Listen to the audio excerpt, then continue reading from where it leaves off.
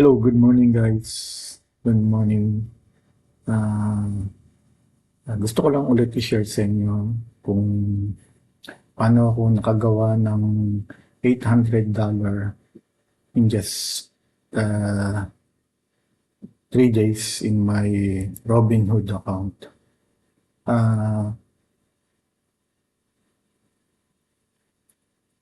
it's about like 66.40% ang naging profit ko. Bumili ako ng Broadcom, ticker letter ABGO sa halagang 395 noong June 18. I mean, so 3 days, so June 15 ako bumili. Nag-open ako na halagang 12.05 dollar sa isang contract, which is the 100, sa halagang 1,205, and then linose ko siya na nasa halagang $20.05 siya. So, kumita ako ng $800, but dapat may expired pa siya sa June 26. So, last week, I think 15, 16, 17, 18, 18 ng tanghali ibinenta ko na siya. So, recap natin kung paano ko siya nakakuha at paano ko siya alam na kikita tayo. So, narito po tayo sa isang monitor ko. Punta tayo sa 1 day. Okay.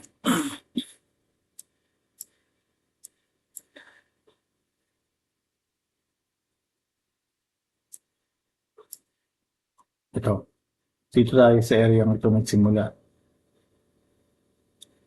So, bumili ako dito ng halagang 395. Yan, nasa 395. So, in-expect ko, kasi nagkaroon dito ng gap. So, in-expect ko na before na mangyari ito, tsaka ito, alam ko na mag-uptrend to. Kasi, kung iisipin ko dito sa mga previous na ito,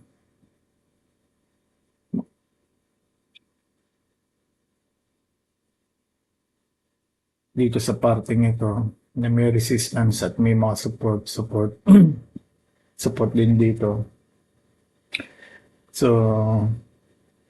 I know na aangat ka agad, but it doesn't go on my way right away. So, nagkaroon siya ng downtrend on the following day. Pero meron ditong support na pwedeng mangyari. So, kung bababa siya dito up to this area, magbabounce pabalik na siya. So, ganun nga nangyari. So, inisip ko na once na lumagpas siya dito sa areang ito at areang to, magkakaroon ng retest dito at doon siya magre-rebounce. And then, one more thing is, itong tatlong red na to, nasa below siya ng volume moving average. Ito, itong ano to. So, I know na after that, parang may mangyayaring magandang reaction dito ang market. So, kung titignan din natin sa 1 hour time frame, so yung 1 hour time frame, nagsimula siya dito sa parting ito.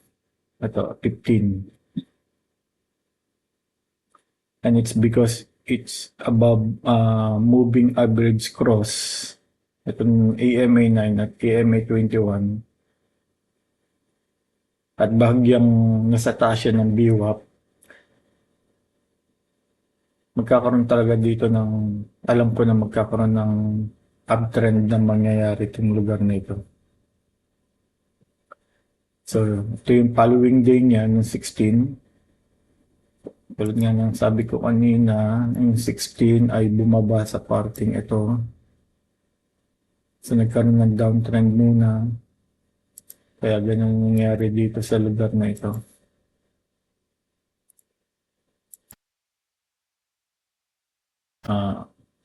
Saan po ba yun? Nagkaroon dito sa lugar na ito. Ito po yun, yung 16.